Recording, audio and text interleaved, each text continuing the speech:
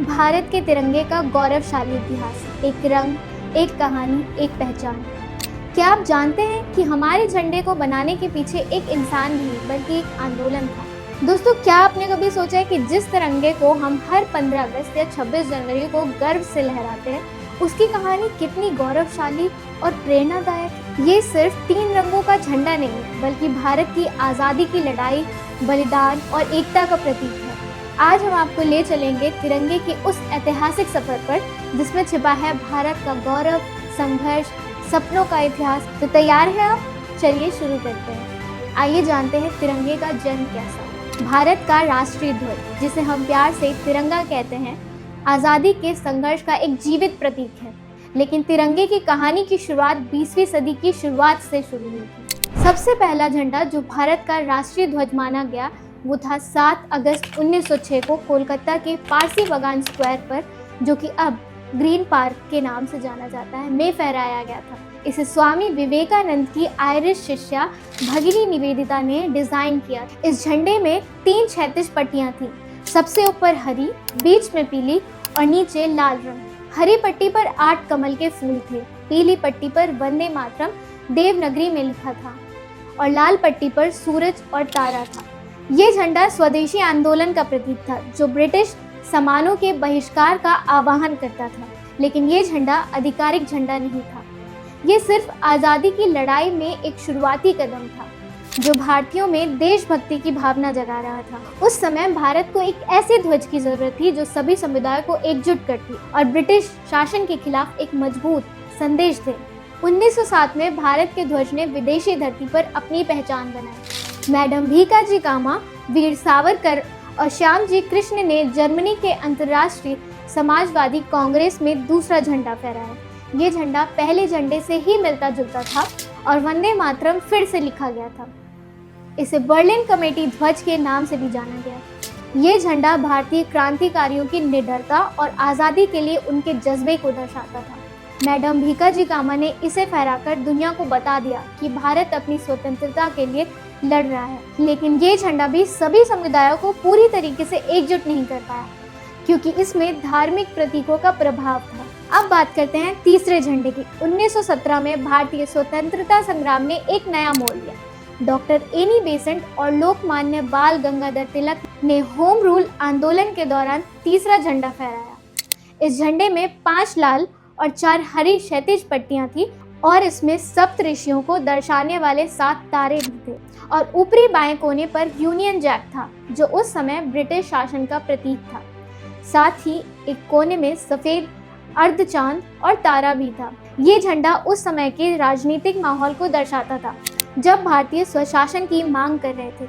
लेकिन union Jack की मौजूदगी ने इस झंडे को काफी विवाद में रखा, क्योंकि ये झंडा उस समय ब्रिटिश शासन की स्वीकारता को भी दर्शा रहा था।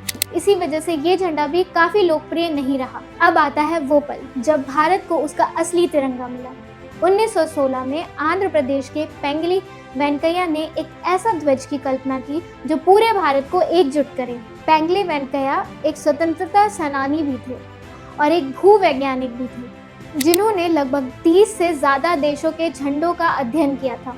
उनकी मेहनत और दूरदर्शिता ने 1921 में एक नए झंडे को जन्म दिया।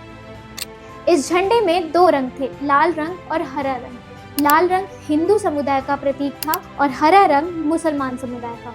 लेकिन महात्मा गांधी ने सुझाव दिया कि इसमें सफेद रंग की पट्टी जोड़ी जाए, जो अन्य धर्मों और समुदाय का प्रतीक हो। साथ ही गांधी जी ने देश की प्रगति के प्रतीक के रूप में एक चरखा जोड़ने का सुझाव दिया। इस तरह 1921 में बेजवाड़ा, जो कि अब का विजयवाड़ा है, में हुए अखिल भारतीय कांग्रेस कमेटी के सत्र में पेंगली वेंकैया ने यह झंडा पेश किया। इस झंडे के ऊपर केसरिया, बीच में सफेद और नीचे हरी पट्टी थी और बीच में चरखा था। ये झंडा भारत की एकता, प्रगति और आत्मनिर्भरता का प्रतीक बन गया। 1931 में इस झंडे को और परिष्कृत किया गया। लाल रंग को केसरिया में बदल दिया गया, क्योंकि केसरिया रंग साहस और बलिदान का प्रतीक था।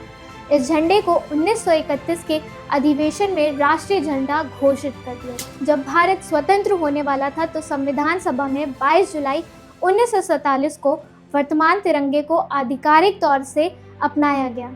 ये वही झंडा था जो 1931 में बनाया गया था, लेकिन चरखे की जगह अशोक चक्र को जोड़ दिया गया। आइए जानते हैं अशोक चक्र का क्या अर्थ है। धर्म, नीति, प्रगति और सतत गति।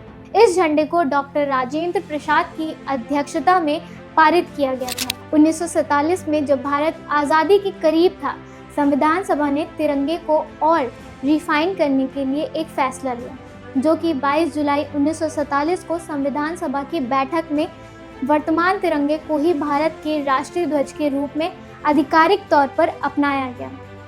लेकिन इस बार चरखे की जगह सम्राट अशोक चक्र के धर्म चक्र को शामिल किया गया, जिसे अशोक चक्र कहा जाता है। और ये चक्र सारनाथ के सिंह शीर्ष से लिया गया है। इस तिरंगे में 3 रंग थे। केसरिया जो साहस, बलिदान का प्रतीक था, सफेद जो सत्य, शांति और पवित्रता का प्रतीक था, और हरा रंग जो समृद्धि और प्रगति का प्रतीक था। और अशोक चक्र था नीले रंग का, जो धर्म और सत्य का प्रतीक है। और यही तिरंगा 15 अगस्त 1947 को पहली बार लाल किले पर पंडित जवाहरलाल नेहरू द्वारा फहराया गया, जो भारत की आज़ादी का ऐलान था। अब जानते हैं तिरंगे में बदलाव कितनी बार हुआ। तो कुल मिलाकर भारत का राष्ट्रीय ध्वज 117 वर्षों में 6 बार बदला गया, और हर बदलाव का एक खास कारण था। 1906 का पहला झंडा स्वदेशी आंदोलन का प्रतीक था, लेकिन ये झंडा धार्मिक प्रतीकों का आधार था। 1907 मैडम भीकाजी कामा का झंडा विदेश में भारतीय क्रांतिकारियों की आवाज बना। 1917 होम रूल आंदोलन का झंडा स्वशासन की मांग को दर्शाता था। 1921 पिंगली वेंकैया का झंडा पहली बार सभी समुदाय को एकजुट करने की कोशिश थी। 1931 इस झंडे में रंगों को और रिफाइन किया गया और इसे कांग्रेस ने आधिकारिक तौर पर अपनाया। और 1947 में अंतिम बदलाव में चरखे की जगह अशोक चक्र को शामिल किया गया था, जो भारत की प्राचीन संस्कृति और सत्य के प्रतीक को दर्शाता था।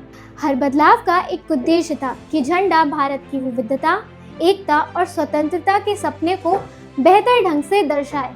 भारत का तिरंगा सिर्फ एक कपड़ा नहीं है, ये खादी से बनाया जाता है, जो महात्मा गांधी द्वारा लोकप्रिय बनाया गया। 1951 में भारतीय मानक ब्यूरो ऑफ इंडियन स्टैंडर्ड ने तिरंगे के निर्माण के लिए कुछ सख्त नियम बनाए। तिरंगा केवल खादी के कपास, रेशम या ऊन से ही बनाया जा सकता है, और इसे बनाने की प्रक्रिया में कई बार टेस्टिंग की जाती है। और ये काम कर्नाटक के धारवाड़, गदग और बागलकोट जैसी चुनिंदा स्थानों पर ही होता है। खादी की बुनाई एक दुर्लभ कला है, जिसे देश के गिने चुने लोग ही जानते हैं।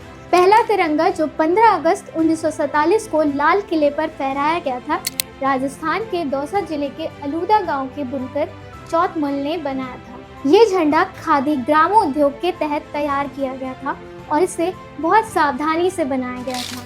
26 जनवरी 2002 से पहले आम लोगों को झंडा फहराने की इजाज़त नहीं थी। फिर आया फ्लैग कोड ऑफ इंडिया। तिरंगे का सम्मान करना हर भारतीय का कर्तव्य है। 26 जनवरी 2002 को फ्लैग कोड ऑफ इंडिया में संशोधन किया गया, जिसके बाद आम नागरिक किसी भी दिन तिरंगा फहरा सकते हैं, बशर्ते वो फ्लैग कोड ऑफ इंडिया का पालन करें। और इसी के साथ कुछ महत्वपूर्ण नियम भी हैं। तिरंगा कभी भी जमीन पर, फर्श पर या पानी को नहीं छूना चाहिए। इसे सांप्रदायिक लाभ, पर्दों या कपड़े के रूप में इस्तेमाल नहीं किया जा सकता। इसे सूर्योदय और सूर्य अस्त तक फहराया जाना चाहिए, जब तक मौसम अनुकूल हो। और अगर इसे अन्य झंडे के साथ फहराया जाता है तो ये हमेशा बीच में या सबसे ऊपर या दाईं ओर होना चाहिए। तिरंगे का अपमान करना कानूनी अपराध है और इसके लिए सजा का भी प्रावधान है। ये हमारे देश की शान और गर्व का प्रतीक है, जिसके लिए लाखों स्वतंत्रता सेनानियों ने अपने प्राण तक न्यौछावर किए। अब सवाल है कि भारत का पहला तिरंगा आखिर कहाँ गया? 15 अगस्त 1947 को पंडित जवाहरलाल नेहरू द्वारा फहराया गया पहला तिरंगा आज भी दिल्ली के राष्ट्रीय संग्रहालय में सुरक्षित है। भारत सरकार ने 2009 में पिंगली वेंकैया के सम्मान में डाक टिकट जारी किया। उन्हें झंडा वेंकैया के नाम से भी जाना जाता है। 2022 में पीएम नरेंद्र मोदी ने हर घर तिरंगा अभियान शुरू किया, जिसका उद्देश्य था हर भारतीय के दिल में तिरंगे के प्रति गर्व और देशभक्ति की भावना जगाना। तिरंगे का नीला चक्र सम्राट अशोक के साम्राज्य की विशालता को दर्शाता है, जो अफगानिस्तान से बांग्लादेश तक फैला था। तिरंगा सिर्फ एक झंडा ही नहीं बल्कि भारत की आत्मा है। इसके 3 रंग और अशोक चक्र हमारे इतिहास, बलिदान और सपनों की याद दिलाते हैं। ये हमें बताता है कि हमारी ताकत हमारी एकता में है, चाहे हम किसी भी धर्म, जाति या समुदाय से हों। तिरंगा हमें एक धागे में बांध कर रखता है।